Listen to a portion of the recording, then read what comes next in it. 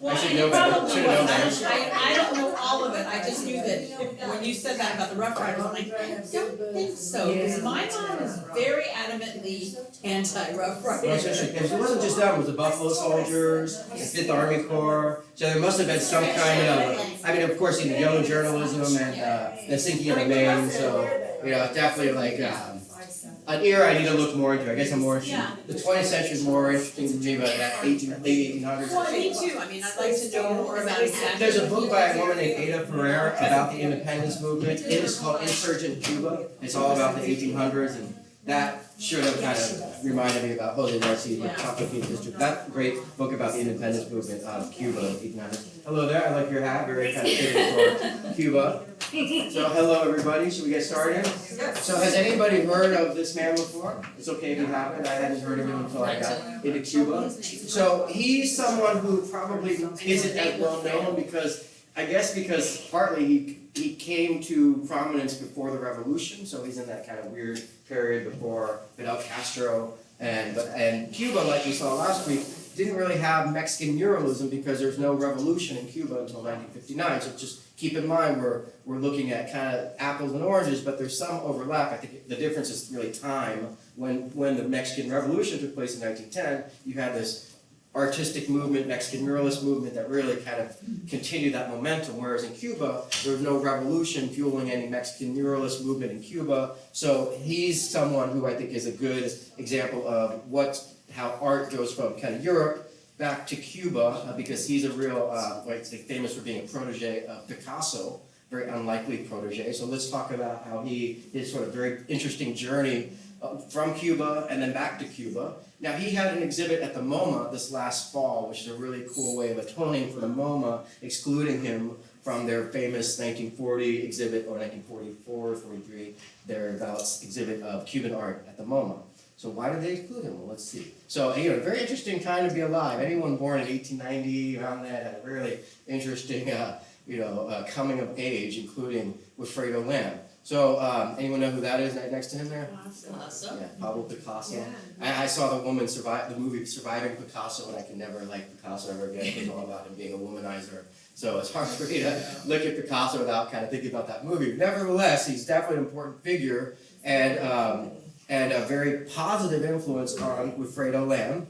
So this is Wilfredo Lam's famous painting. This is pretty monumental size. We'll see in a moment. And we're going to go back to this and put it into context. Does anything stand out to you as maybe it doesn't belong in the picture? I know you probably don't, you've never seen this before, you might not even know it at all. What we're looking at, it's Sugarcane. It's called The Jungle. It's an interesting title. We'll go back to this in a little bit. Anything stand out to you that might be? The scissor in the bottom in the middle? It's maybe something like little feet kind of thing? Well, there's a little creature or something. Yeah, a little creature, okay, that's fine. The bottom? There's no wrong answer here. Yeah, there's scissors. Yeah, that's something that definitely kind of stands out for me as kind of being a little bit of a What are the scissors called? more modern, contemporary. The upper right, there's a little hand kind Oh, of yeah. offering some scissors. Like, it would make more sense if it was a machete, but not. Yeah, well, there you go. So, you know, when you think about sugarcane, maybe Florida, we actually produce more sugarcane here in Florida It's than in included Cuba. in Belgrade. Yeah, it's very bad for the environment. My college roommate was the sugarcane queen. Interesting, okay, very cool. And her She must have sister been was the sweet. swamp cabbage queen, so Yeah, she got the better deal. okay. Yeah, it's a very interesting. So I do remember reading a book back in college about how they exploit a lot of Jamaican workers to work in sugarcane. Is very hard to work on because nobody wants to do it because it's brutal. You have to be very kind of tolerant to heat and those kinds of conditions. And of course, the machete becomes synonymous with sugarcane. So any idea about what, the scissors, you clearly put them in there. It wasn't just like, they don't appear randomly. Artists create art. So, unless it's AI generated. AI scissors. Maybe kids say, well, this is AI generated. That's why the scissors are there. But that does seem to be something that, go ahead. I'm sure this has absolutely nothing to do with it, Okay. but because I'm in church and because I've been doing all this stuff, the first thing I saw was a cross in the middle of the Oh, interesting. top of the. Yeah. Okay, that's great. And do you see it kind of right right there, the hand kind of reaching across. That's the first thing I saw. Yeah, no, that's great. I love it because again, I think it's really you can't get away from Christian imagery, and I think that's a good thing, And even if it's subconscious or deliberate, it's still kind of always there because if you think about Mexican muralism, we're talking about huge scale painting and treating the wall as like a place of history and recording rites and visualizing rites. So you really can't get away from, as soon as you treat the wall or a painting as like sacred, you're really kind of so close to religion. And of course here we're talking about the Afro-Cuban religion. This all makes more sense when we get back to it a little later. Just want to show you this first painting so you kind of get exposed to some of his style. But those scissors are very interesting, and I think that you can find a lot of really cool little things here, like these little creatures here. Maybe that's another creature. We'll explain those as we get along. But this is definitely the painting that we'll put into context as we look at his career. So $1.2 million, that's how much it sold for a few years ago. So he's, very, maybe not as well known here as in Europe, and we'll see why in a moment. But his work's very original. I don't really can't think of maybe Paul Klee, or it's an almost cartoony quality to it. But you can already see this kind of religious quality to it. It feels almost like stained glass, or like it's otherworldly, surreal. And this is his work. I think I know where this is, but it's nice to see it all together because it all kind of fits into this kind of vision of like this other world, and we'll explain what that means in a moment. So his mother is born to a former slave, and his father's Chinese, so that's pretty interesting, if not eclectic kind of background. Very typical Cuban. It's like Cuba had a lot of overlap with the United States, slavery, sugarcane in Florida, and a very kind of a melting pot in some ways. And slavery was in Cuba until 1886. This has some overlap with Tampa because, of course, we're importing Cuban tobacco here at Ybor in the late 1800s. And here's his grandmother. Gotta love that little purse. That is the Cell phone purse. smallest Like purse. Queen, it's like Queen Elizabeth, which is that a verse? Is that a verse? And it says he owes much of the contents of his imagination to his godmother, I should say. Santeria is kind of the Catholic fused with Afro-Cuban religion in Cuba, and she's sort of his exposure, this direct exposure to this Afro-Cuban religion. Because remember, you're a slave in Cuba. The only thing you bring with you from the old world is your religion, your belief system, because you can't bring any object. You're enslaved. So that's a powerful, kind of like gospel music or the church, the African American church in the United States. That's a place of liberation, and so likewise, Afro-Cuban religion in Cuba is kind of like your connection to Africa. And you can see, she had the power to conjure elements. And so she's really a major part of both his coming of age, exposure to kind of those African roots, and of course that kind of connection to the Afro-Cuban religion, which is not like on walls of churches or sort of, everywhere. It's really kind of like a religion that's practiced in some ways in private or in secret, beyond the sort of scrutiny of the Catholic Church in Cuba. And so when we see his work later in the development of his work, he's really kind of bringing to life these Afro-Cuban belief system, and using art, of course, to bring it to life. So there's an interesting overlaps maybe with, Christianity bringing stories of the Bible to life. In this case, he's kind of bringing to life these stories from Africa. And this is kind of spawned by Picasso's influence in a moment. So we start, of course, in Cuba. This is actually where the Cuban Missile Crisis took place. This is his hometown. Very colorful. This is very typical Cuban architecture in the places where it's well preserved. Everywhere else is kind of like without the colors and everything's falling apart. But there are many UNESCO heritage places in Cuba, like in Spain and nowhere in the United States. Maybe we don't need the money, so we don't get UNESCO money, but wherever you're so poor that you can't take care of your kind of patrimony, you get a lot of UNESCO money. So places like Colonial Havana, and in his hometown they do a lot of, and very colorful colors in Cuba, great blend of tropical and kind of Baroque is very typical. What you see in Cuba, stained glass, this is like stained glass here. So unfortunately Cuba's falling apart. I'm sure those phones don't work right now and whatever else. But yeah, Cuba's in a real tailspin, so it's an interesting time to talk about Wilfredo Lam and his role in Cuba. Here's the Cuban Missile Crisis, so those are where we had the missiles. I guess it's like a plane photographing that. So here he is with his work, and he gets a scholarship to go study in Madrid. to go, look at work by Goya and Velázquez. The question is, why doesn't he, and this is 1916, he moves to Havana to study art. Well, why doesn't he go to the United States? Well, so he felt he had so he doesn't feel like he has a future in Cuba because in Cuba at the time, there's a lot of racism. And why is that? Well, partly to do with the United States. So why didn't he travel to the United States? We're a little worried about the United States for a moment. So, we have this great migration north from, some people say 1915, but definitely going north to get away from segregation and because there's industrializing jobs up north. So there's this kind of mirror to what Fredo Lam does when he ends up in Spain, but we have this great migration north of African Americans leaving the South to go north. You might have seen the Jackson boarding home here, that's the only place you could stay during segregation.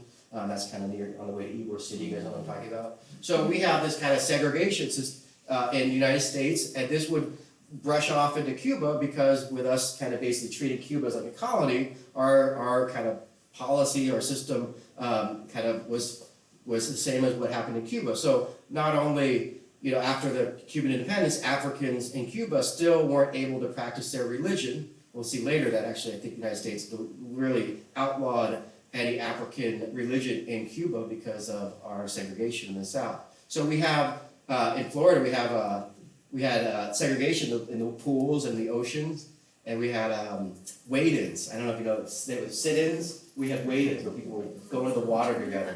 Yeah, so interesting, right? So yeah, that's kind of just part of like the United States. So if he doesn't go to the United States because there's a quota on Chinese immigrants at that time. The border closes in 1926 thereabouts, and so when he applies to the United States, they say, sorry, we've had enough Chinese immigrants in California, quota, and so he goes to Spain. So sadly, we don't benefit from Fredo Lam coming to the United States, and he goes to Spain instead, where sadly his wife and son die of tuberculosis. So that was very commonplace back then, tuberculosis, and must be devastating for him to kind of bring his son and wife to Spain only for them to succumb to tuberculosis. And I think that really defines his next part of his career because not only is I think artistically he's soul searching, but I think he's also kind of probably avoiding going back to Cuba because he probably doesn't want to talk to the family and just feels guilt and just probably realizes he has to kind of finish what he started in Spain, but then the Spanish Civil War breaks out, so he has to leave Spain.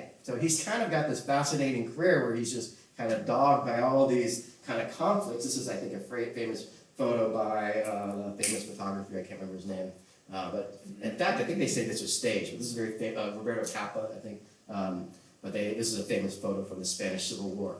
So he actually did he did some posters. This is not an example, but probably similar to what you might have seen. So he was trying to contribute some of his art to his creativity to the Spanish Civil War, but he ends up going to France because, of course, the fascists won the Spanish Civil War, so he gets out of there. And this is when Picasso paints his famous Guernica about the Spanish Civil War. And now is a good chance for me to kind of say something about this. So, has anyone seen this before? Who's seen it? Yeah, it's at the museum, the Reina Sofia or the Prada. I think it's the Prada. Yeah. This is Wait. real life, but. It's impressive. I think it's the Reina Sofia. I'm not sure. Okay. I'm not sure. Don't quote me on that. But it's definitely in Spain. Okay. Yeah. And it wasn't for a while. I think it was actually in the United States for a while because Franco didn't let, Franco's not going to want this, in Spain. So Franco was a guy who won the Spanish Civil War. He's a fascist. So what I think is, those who have seen it, how big is this? It's really. Yeah, it's like a billboard whole size. wall. It's Like bigger than a wall. mural. Oh, Yeah, it's monumental, beyond monumental. Yeah, that's So- why I think I've seen it. So it's kind of like Mexican muralism in terms of scope and scale. Yeah. What I think is so unique and awesome about this and different than, so as I pointed out with Mexican muralism, it's very hard to make a mural that feels like you're observing reality and like it's in the present, because it's even Frida Kahlo had that trouble with the bus, the picture of the people at the bus, because you're not observing reality, you're kind of painting cartoon-like representations of people unless you're actually posed, and then it might, but so Picasso, I think he's achieved here is it feels like we're looking at something that's unfolding, which is really cool, where typically Mexican muralism is like people posing, like Diego Rivera, people standing there, and in a few cases, like the Detroit example, people are working together hard, it does feel like there's the present moment, but that's a very big challenge when it comes to murals because you often lose that sense of life and observation of reality, whereas I think Picasso really achieves a real sense of you're in the moment witnessing this destruction with the bombs dropping on Guernica and the chaos and confusion. So I think it's really wonderful. And of course, you see a lot of echoes of Wilfredo Lamb already. I think you can see the seeds being planted. So, God bless Picasso, womanizing aside, I think he really nailed it with his painting. And I think it's really, I think it's more famous than Diego Rivera's painting because I think Picasso really knew how to simplify in a way that's really impressive and wonderful. So, and of course his influence on Wilfredo Lamb, I think, is another major part of Picasso's, the positive elements of his career. And of course, modernism is kind of at odds with muralism because, of course, the tensions between that clarity and being able to speak directly to the masses. And abstraction is wonderful and all, but of course, it's maybe not something that speaks to the masses. So there's always that tension in the mid-20th century between, I think, having to, where are you as an artist? What's your obligation to the state, to yourself, to the art world, to art itself? And so I think he's trying to navigate his own style. This is Wilfredo Lamb, a self-portrait very much in the style of Matisse. Remember, he leaves Spain to go to France and meets Matisse. Remember, his wife and son had died, so he's kind of like, I think, searching. He's on a journey, and his art is part of that healing. You might see some notes sometimes. Those are more for my students, but it looks very kind of like he's living the kind of a bohemian life in France. God bless him. I love Matisse. Matisse is so great at color and flatness, and still feeling very kind of relatable. I prefer that to Picasso's Cubism. But yeah, really wonderful time to be exposed to the likes of Matisse and Picasso. And there's others, these other very famous figures in France, because all of Europe is getting kind of gobbled up by the Germans, and so they all kind of end up in this kind of enclaves in France, smoking cigarettes and drinking cappuccinos, I imagine, and complaining about America. But so, yeah, champagne and whatnot. So here's Picasso with Wilfredo Lamb. And so Picasso was already on this sort of journey of trying to deconstruct painting. We kind of see that with Guernica. And you see a lot of pictures of women. I think probably that's him kind of channeling his wife or, processing a lot of that. And here's Picasso's kind of, deconstructing painting, added these African masks to his painting, which is definitely like the scissors we saw earlier. Like, something doesn't belong here. So Picasso's kind of taking his own thing, and basically Picasso thinks that art has maybe become too whitewashed or too sterile, too kind of, it went from kind of, there's this true belief in art as a kind of connection to God, to by the 20th century, art has kind of become kind of, I think it's lost its primal kind of roots in either religion or, the cave art, art has lost touch with its primal roots, so it's kind of become too bougie or too materialistic or something. But there's definitely a critique of the art world, not just in terms of formal, but also just maybe an awareness that art has become too like colonizing force or something like that. I'm kind of using the rhetoric that we'll see used with Wilfredo Lamb, because there's definitely kind of this sense of wanting to be authentic and wanting to be kind of a true voice of culture. And what happens when Wilfredo Lamb meets Pablo Picasso says to Wilfredo Lamb, "You're the guy." So Lamb criticized Europeans for turning African and oceanic works of art into pieces of exotica. So this is like when you go to the Natural History Museum, there's all that kind of stuff, and then someone might say, "Wait a minute, that stuff belongs to my country." Or the British Museum especially.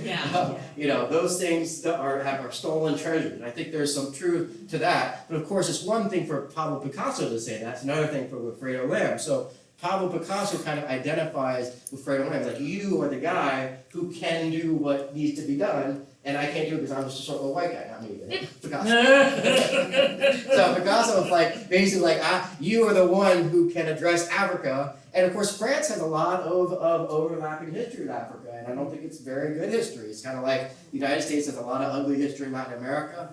No, there's some pretty stuff too, but likewise, France and Africa, Europe and Africa, not a very pretty history. And you can see them, dividing Africa up into, well, what countries? Like Britain looks like got all the good stuff, and France got all the north part. And so France has a big, if I remember correctly, even today, the French central bank controls all the currency in North Africa. You've got to fact check me on this, but if I remember, they basically France treats North Africa up to recent years as kind of just we suck up your resources, and we suck the milkshake image from no country for old men, and take all your resources. So Africa, was colonized, and with Fredo Lam, this is of course where Picasso, he's French, so he has a lot of, Algeria and France has a lot of history of colonization in Africa. So Picasso, kind of that connection to Africa is really more than just, interest. It's really France having this deep colonial history with Africa. So here's Fredo Lam, and remember, so you've got this other element of surrealism and or modernism, which is the subconscious. Freud says, people suppress dreams, sexual things, anger, anything you suppress, it's gonna rear its head as like this shadow side.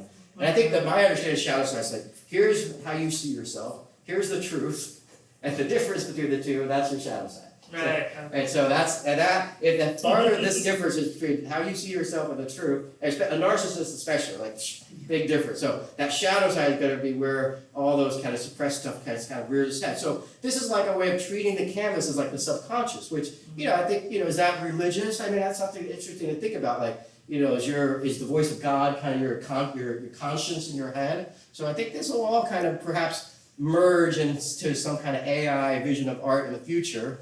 Where charge is kind of the idea of like, what do you see? So it's not abstraction is kind of like a way of going into your subconscious mind and finding out about your relationship to everything, God, mother, father, yourself, your sense of insecurity, whatnot. And Picasso was kind of addressing this in terms of looking into a mirror, seeing a mirror reflection. It's all, as I look at this, like a lot, I think this young generation would kind of, ooh, I can see, I get this, I can understand kind of this idea of like self-image and how you see yourself. Aura farming is the term I hear. Young people say aura, the aura that people kind of use on the internet to kind of brand themselves or whatnot. So I think Picasso kind of tackling this really well. And here's with Fredo Lam kind of doing his best Picasso. And it looks almost like, what's the phrase, monkey on my back? Well, Picasso is the little white monkey on Fredo Lam's back. Kind of, how do I get rid of this? And that's kind of the truth for a lot of the art world of the 20th century. Like Picasso's this looming figure. And I think with Fredo Lam having this deep, intimate connection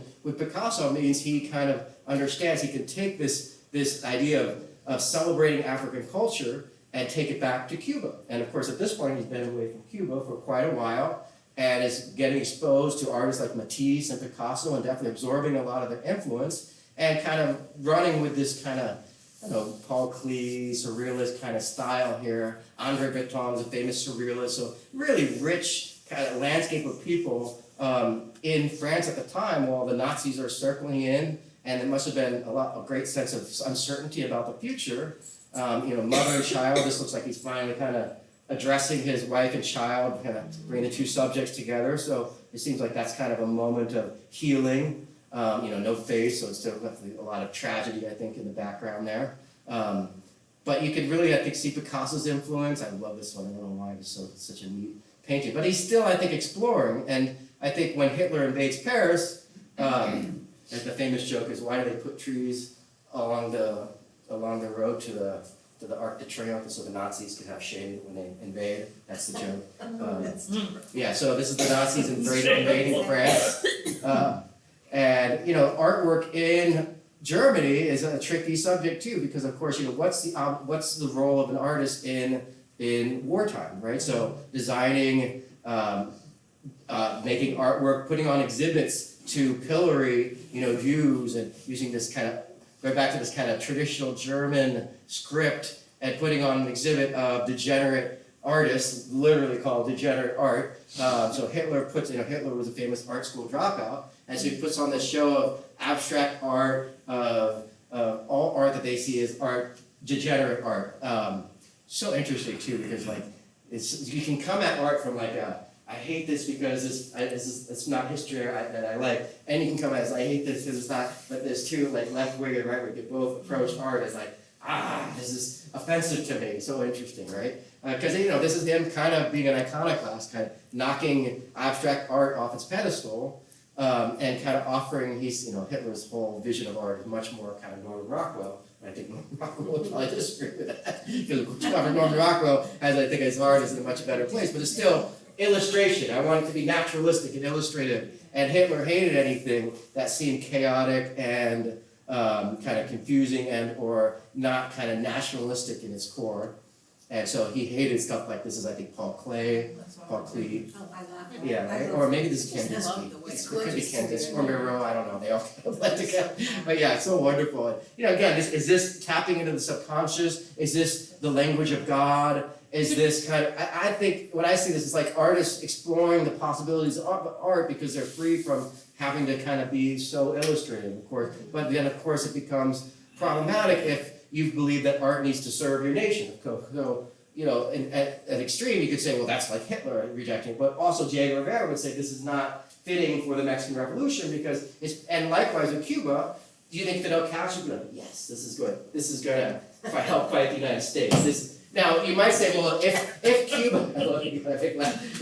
we will win the Cold War with bright blues and yellows.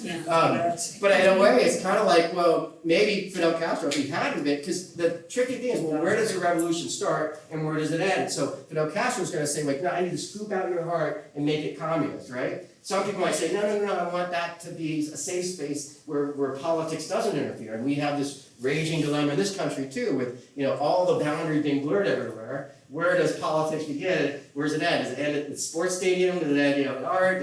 And so we're dealing with this dilemma, and I think it's a matter of how much do you politicize everything.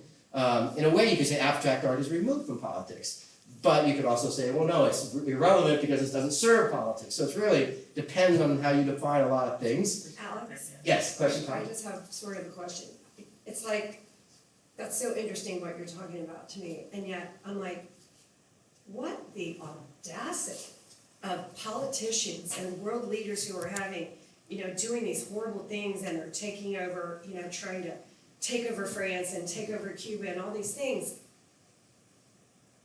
To think they can make the purpose of what an artist in their heart and soul and imagination created, and it's like, you have no idea what that artist wanted to reflect in this. Yeah, it's kind And of then you're very kind presumptuous. you're just like, how presumptuous, the audacity. Yeah, and And it's to like do that, I mean, it just crushes my soul to think that people do that. Yeah, and Like, it's the dilemma, I think, of fascism or of just kind of wanting to we didn't create control. this for your nationalism, I created Yeah. because I'm grieving, or I'm created because Yeah, I I'm think you'll feel that processing more life, as we you know? go on, because I think you'll see that really kind of Wilfredo Lam has that same kind of reaction to Fidel Castro in a moment, that basically he sees Fidel Castro as another Mussolini. And of course, Wilfredo Lam has that direct experience with fascism in Europe, so he speaks with authority on the subject. Of course, as a Cuban, he has that other, and I think you can really see why Picasso was like, you're the guy. Because there's all these things that converge in Wilfredo Lam as an authentic voice for African experience, the New World, Cuba, and modernism, and of course experience with fascism. So, you know, this is the kind of stuff that, you know, does it have a place? I like to think that any country that's worth its countryness has a place for artists to make abstract art and kind of dabble and explore things. And of course, you know, in a society where you don't have, you know, free expression, you can see how quickly everything becomes so conformist and or bland or kind of one-dimensional. So It's so threatening. Yeah, It's so yeah, threatening to the well, yes, I think it's because very threatening. it's a physical manifestation of freedom of thought. Right, exactly. And that Very well is said. not what That's those what's kind so of leaders just want. It's not what they're looking for. Right. It's like, that is a personal, individual freedom that I think of as a God-given right, Yeah. but every country does not believe in individual freedom. Right, Well, but it's look more at than, Cuba now, Cuba's still. Well, look at, never regime. mind, I Go will on, keep go my on. You know mouth what shut. I mean? It just breaks my heart. I will say this country now, under the current administration, is very Trying to read fascist in trying to rewrite history, Right. trying to remove voices and artists from the museums because they're such a threat. And the thing is, you know, if you're strong and if you're a strong and I think fair leader, you're not threatened by Other independent expression, thought. right, independent thought, great way of saying that. well, I'm not gonna wade into present politics, but I will say that, yes, it's the same dilemma that you see over and over, sort of like, But nothing's really new then. yeah, well, it's Look sort of, back I at think history. we have a whole new dilemma now with AI, when it comes to art, with politics and the internet, blurring a lot of boundaries, and or just sort of reinventing kind of the role of politicians in this new era, because I think to a degree, certainly the guy you're talking about, Trump, says a lot of things, but I think he also represents things that were ignored by a lot of politicians who are very like kind of using a lot of this kind of logic of, well, there's no gray area these days. I think that's a tricky thing. There's a lot of issues that we can all agree on, but because it's so polarized, we're like, oh, we can't agree because you're on the other side kind of thing. It goes both ways. So I hope we heal this. I think someone like Fredo Lamb is a great, I think, template for kind of the role of art apart from kind of propaganda and politics. So I think you'll see that more as we... Alex, I have a question on that. Is that one piece of art or Or was six? Those are lots of little pieces, and I think... I was wondering if that's. Right, so these are all little studies that he's doing, and I think, Okay, you know, so there's they're a lot not of... necessarily related. No, but I think they're related in the sense that he's trying to come up with a kind of... At this point, I think he's finally realizing, oh, I can visualize Afro-Cuban art. I can use artwork to bring to life these stories that his grandmother kind of taught him. So at this point, he has this eureka moment where it's like, he's not processing his son, and, you know, imagine he has to go back to Cuba and tell his wife's, you know, family, they died of tuberculosis, and I'm sure they already knew, but it must be, I would avoid that, like, I would take too much time. I would take my time in Europe and then, Hitler's invading, okay, I have to go back and tell them. It would take Hitler invading for me to go back home to tell them. So, you know, it must be very daunting for him to go back to Cuba, and he must have this, and he has this idea about what Cuba must be like, because he's been away from Cuba for like, what, 2 decades almost? So he comes back and you can see how big the jungle is, and it's really a monumental piece. And he basically realizes, you can see the scissors early on, he realizes he can kind of take all that Picasso energy, Matisse energy, and bring it back to Cuba and honor his Afro-Cuban roots in Cuba, not really realizing how much the United States has already kind of ruined Cuba as far as kind of the Cuba he left he thought would be a lot better. So here it says, Cuba's Secretary of the Interior had banned all Afro-Cuban religious ceremonies in 1922 on the grounds that they were barbaric and they allegedly led to crimes against children of white race. Never mind. There you go. If it was colored children, white children, There you white go. children. And I think that goes to show the influence, 1922, United States of segregation, and so because of our taking over Cuba of 1898 war, we basically Cuba absorbed a lot of the ugly side of the United States, and so that was the reality that he left from. Remember, he didn't think he had a future in Cuba, but of course he didn't have a future in Europe either because Nazis were taking over. So I think he comes back to Cuba hoping that maybe there is a future for him in Cuba. So this is the time, Fulgencio Batista, his first term was actually not that bad. He did some good things, but the second term he was completely corrupt and left the country with bags full of money and let the mafia run roughshod. And he's basically the guy who allowed Cuba to become this sort of tourist paradise for Americans. So he says, if you want to know my first impression when I returned to Havana, it was one of terrible sadness. The whole colonial drama of my youth seemed to be reborn in me. So he's really disappointed going back to Cuba. What you see in Cuba, a lot of people partying. I think it's maybe like Las Vegas or maybe like Dubai or something. Pleasure, sugary music, rumba, mambo.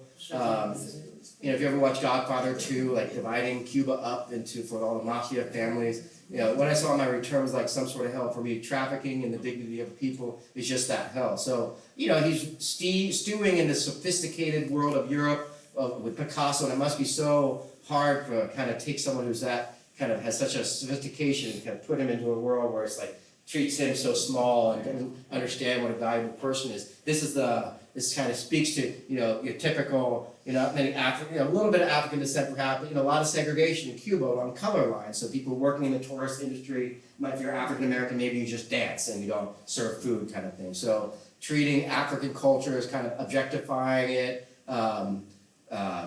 Materializing it, commercializing it. And so this is really, the jungle is a response in many ways to this, kind of treating, there's nothing wrong with this, but just sort of pictures of Cuba being kind of commodified for American tourist adventure. The Trojan horse, you see that horse almost becomes like the Trojan horse metaphor for the idea of kind of treating these paintings not just as bringing Afro-Cuban religion to life, but for kind of challenging this kind of ideas about Afro-Cuban religion. And so that's really what the jungle is kind of a kind of affirmation of Afro-Cuban culture, specifically reinventing the sugarcane as a place of worship rather than oppression. So, you cut down the sugarcane, and sugar, you can't export sugar raw, you have to process it. So it's all reinforces the enclave hierarchy of sugar, and slavery is part of that. So wherever there's sugar, you have a lot of entrenched, immovable kind of hierarchy, and it makes the oppression all the worse. And so it's a really neat idea. It almost looks like a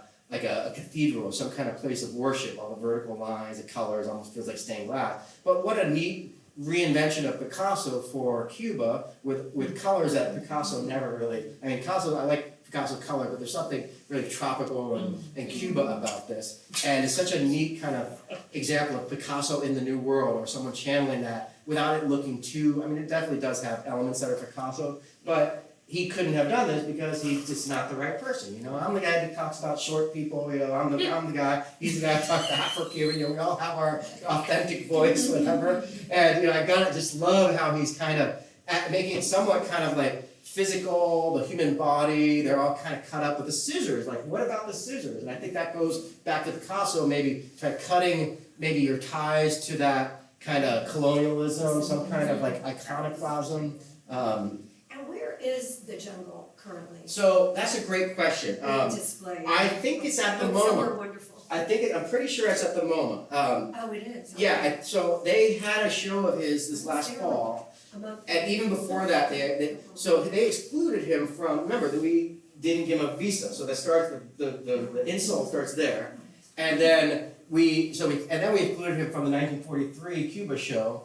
In 1940, I think it was 43. And so we're kind of a bit atoning for Wilfredo Lam. Anyone who studies Wilfredo Lam is like outraged at the MoMA. And so the MoMA has been kind of on this kind of mark, you know, publicity, recovery.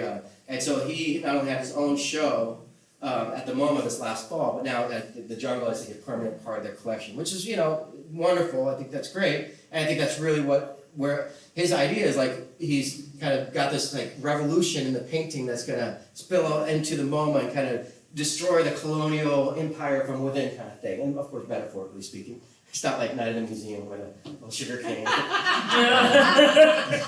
Ron Williams, that would be great. Not in the museum.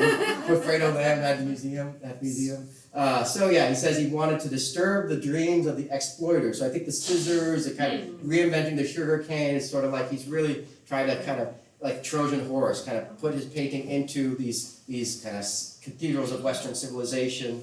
What I think is notable though is in the MoMA. So the MoMA says this.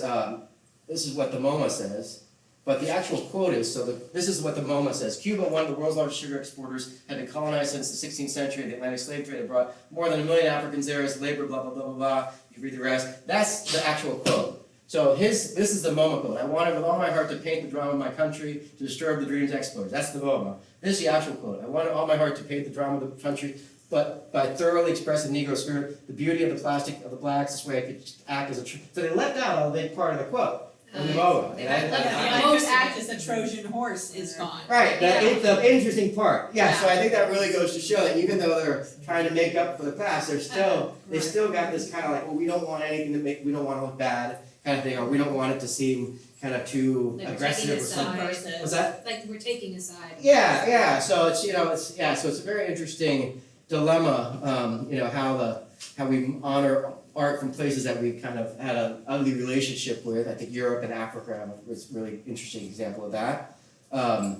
So I want to kind of get onward into the kind of Cuban Revolution, because we can spend a lot of time looking at the jungle, all the details, but I think you kind of understand, you can see a lot of the Picasso elements that he carries over. What's that? I just said that's fine. Like the crescent moon. Yeah, the crescent moon kind of, it's like a aggressive object, but also kind of like a still life or something. Yeah, it's really neat. And I think it's great because it's like, it's in some cases you're like, I don't want this person, I don't want something to look like someone else. You know. But in this case, it's really kind of neat because he's, I think, really doing something that he's going where Picasso couldn't go. So it's a really interesting case, I think. And it reminds me of like, this is Botticelli's painting. It's not really a Christian painting, although there's some elements that could be, blended with Christianity, kind of like blending Christianity with paganism there, kind of echoes of what's going on with what Fredo Lam's doing, reinventing this sort of primeval wilderness as a kind of place of spiritual,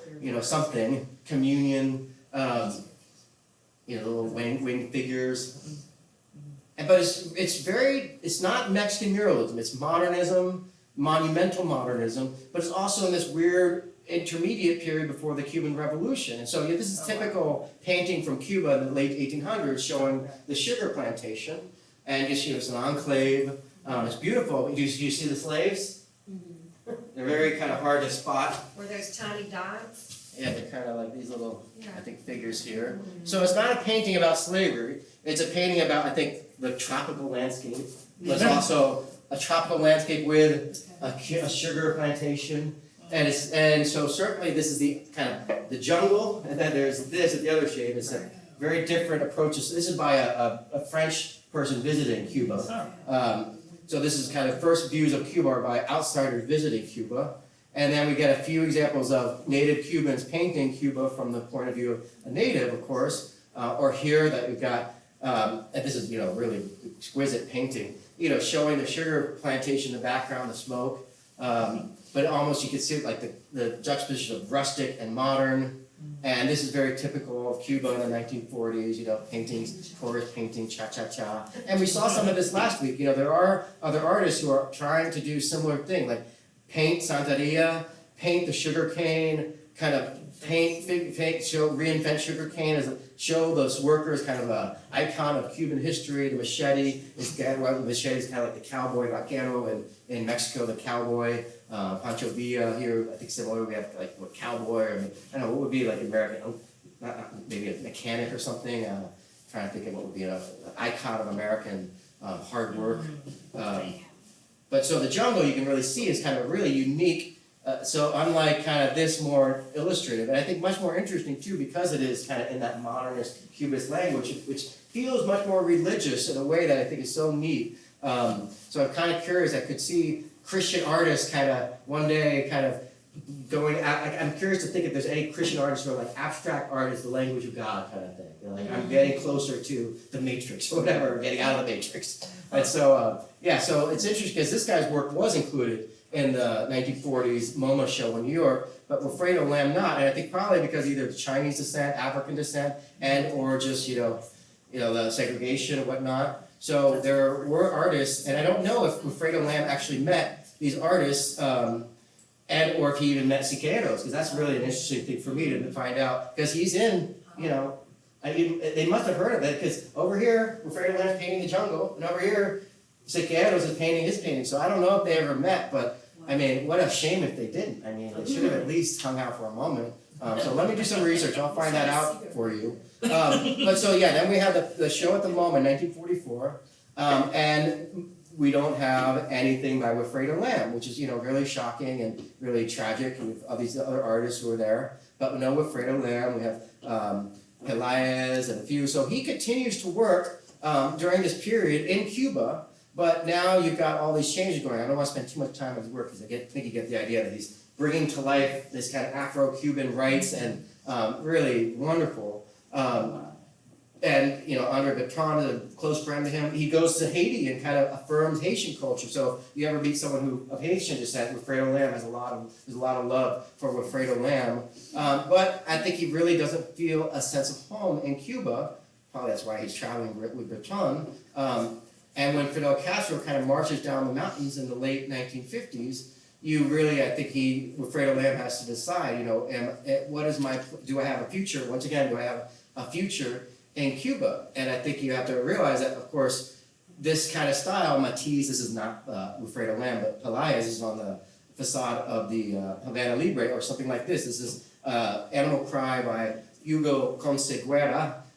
I guess this is kind of abstract art in Cuba before the revolution. So there was a kind of movement, but when Fidel Castro comes to power, he takes a look at the kind of world of art and is vaguely like, this is not going to help me at all, kind of consolidate power. And so what do you do as an artist in Cuba? You have to be very careful, of course, like where you probably have to wait it out and wait to see what happens. And of course in Cuba, it'll be very interesting to celebrate the first generation of artists raised under the revolution. So artists who are kind of the first wave of artists who come of age of the revolution in the 1980s, that'll be Fidel Castro's first chance to say, look at what we have created. So the artists in the 1960s are artists who came of age before the revolution, so they're not necessarily the most authentic examples of revolutionary Cuba. So in the 1950s, you've got people gambling, all the people hiding their faces from the photographer.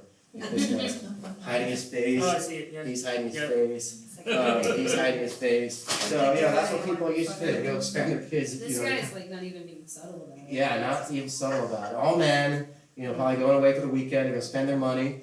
And, Cuban Revolution, 40% of Cuban sugar land is owned by the United States, basically. Cattle ranches, 90% of farms, so really we kind of owned Cuba. And so there is a kind of, I think you have to give the United States some credit for creating the conditions that Fidel Castro kind of took advantage of. But you can see he will be even worse than Batista with his Galician character, he'll be like a Franco. So that's with Fredo Lam basically condemning Fidel Castro as kind of a petty dictator. And of course, this is the famous refrain that will be a big part of our next few lectures about within the revolution, everything, against the revolution, nothing. And I would say whether you're on the left, whether you're Trump or kind of Kamala Harris, if you kind of take that attitude, everything has to be, all the justice system and culture, all of it has to serve the party, then you're going to give the next party the election, because once you go too far to one extreme, people are going to say, no, I don't like that. I want there to be some kind of place. And maybe that's wrong, but I would like to think that people need to have a space that's free from politics so that we can kind of just breathe and not constantly be angry and outraged. So Fidel Castro has this kind of dilemma, which is really interesting. In the United States, we have the same dilemma in the 1960s and 70s, like what is the role of the artist in the kind of modern era, the late 20th century, as we, move past era of segregation and women's, oppression of women and gay rights being denied. And in Cuba, they have they don't allow gay rights at all in the 70s. They oppress and kick out a lot of gay people. And so likewise, the art and sexual orientation, other things becomes kind of subject to state scrutiny. And you can see, I think, Fidel Castro is definitely kind of a very macho guy in every sense. And they banned religion and abstract art. Those are the first few things, And so that's why I think it's so interesting that abstract art is a kind of cousin of religious art, because they both are things that serve purposes that are beyond the scope of the state.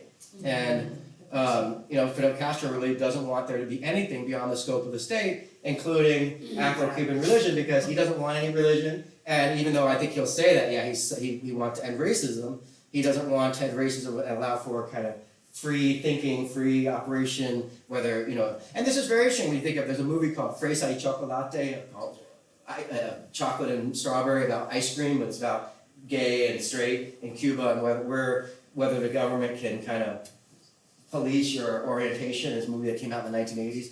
In spite of Cuba's oppression, there's some really great Cuban movies about it, about Cuba, and that's one example. And whether or not we think we went through this in a way in the 80s with AIDS and the AIDS quilt, what's where's the line, and even now, like with transgender, it's another raging debate about, where's the line between, policing your kids' choices and your parents' obligation to, do the right thing. So it's an ongoing struggle. And with Fredo Lam, sadly, basically decides there's no place for me in Cuba. And he ends up leaving Cuba not long after this. This is kind of one moment of noble, all these artists coming together and putting a bunch of artwork together in support of Cuba. This would not last very long. In fact, I think it says here, let's see, so this is the Salon of Mayo. It says, it was a unique event under a regime that, in the words of a writer who was later imprisoned, used every imaginable pretext to keep culture on a short leash. So kind of using culture as a kind of weapon, weaponizing culture. And I think you could probably, I don't know if that's what Fredo Lam, it's kind of like Fredo, so he's somewhere in there. But not long after this, with Fredo Lam basically decides, I need to get out of here, there's no place for me. And I think it's a real condemnation, indictment of the Cuban Revolution that with Fredo Lam didn't feel like he had it's sort of like after the Civil War, Frederick Douglass is like, see ya. Or like Booker T. Washington's like, I'm out of here. There's no place for me. And so Cuba, as we'll see in the next coming classes, has to kind of struggle with what is the voice, what role does religion and or culture have in socialism? And I think that's really an interesting question. Sort of like, what role is art in capitalism, like Banksy, you have the Banksy show, I think. But he's kind of like a sellout, because once he's going around, he's by definition part of the institution in a way. So it's very interesting, what does it mean to be successful as an artist? Because back in the 1500s, it was Jesus and the Virgin Mary. But I think we're still use art as a value system, but I think we really have to struggle now with like what matters, talent or original subject matter, or being part of like a political advocacy, or being beautiful for beauty's sake. It's a very interesting dilemma, and I think it's similar to what the Cuban government has to deal with in the 1960s. But keep in mind, the main thing we're looking for is this first generation of artists in the 1980s who the government can, because artists in Cuba are kind of a privileged class. They can go to China, they can come to the United States, buy art supplies, go back to Cuba. I know this one artist who drives around Cuba with a little Cooper, a Mini Cooper. Oh, wow. Like, talk about like the average Cuban, like, like I'm an artist, and you would think that an artist in Cuba would be a little more like humble or something about it. But why would you need to? Why should Cubans have to adhere to a standard that we don't keep for American artists? So it's a real interesting dilemma with Cuba because it's smaller, it's concentrated, it's got socialism, so artists have to deal with like, what's my role? And of course, at this point, Cuban artists are like, I don't even want to deal with that. I'm just coming to the United States because there's not enough food in Cuba. So now we're kind of at the end of this era where artists don't even live in Cuba now. And I think it's more exile art, like Jose Marti, kind of exiled them as the kind of template for being Cuban now. And I do think by the end of the year, there'll be some change in Cuba. There'll be some kind of shift. I mean, you probably would like if the current administration did it. But the last administration had a chance to do something with Cuba. They didn't, because Cuba doesn't have the kind of political clout like it used to with the Cold War. So I wonder about Cuba, and I wonder about what artists' role in Cuba in the future. But I think the next few lectures we'll talk more about the 1970s and 80s, and of course the present day in Cuba. Just keep in mind, we'll see a few examples of artists using Christian imagery, but it'll be more about kind of what's that role, like personal, liberated space. Where does the revolution begin? Where does it end?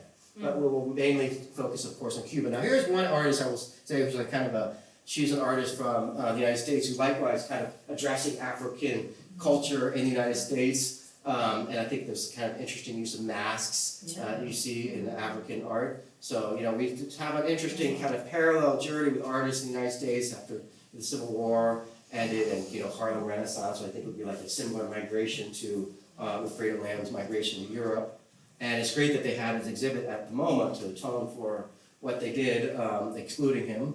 And so next time we'll kind of focus on artists, a few other artists in the 70s. And we might look at this artist named Ana Mendieta, who actually came, she's a Cuban-American artist, who went back to Cuba. She was with Peter Pan, one of them, Mario Boatlift. No, Peter Pan is one thing. Peter Pan is where Castro let the upper middle send their children to Cuba, and so they sent them into the U.S. unaccompanied to live with host families or whatever, and destroy the families. Yeah, I think she was an example of that. And she was, Ana Mendieta was dating this guy, Carl Andre, who's a famous artist, and there's a 911 call where he's like, my girlfriend, we had an argument and she went out the window. And so she fell out the window of the building, we don't know. But the whole art world kind of protected Carl Andre because he's a very famous artist. And they used her artwork as like, look, she's prone to suicide. She must have committed suicide because look at her artwork. It's really like, shocking. Wow.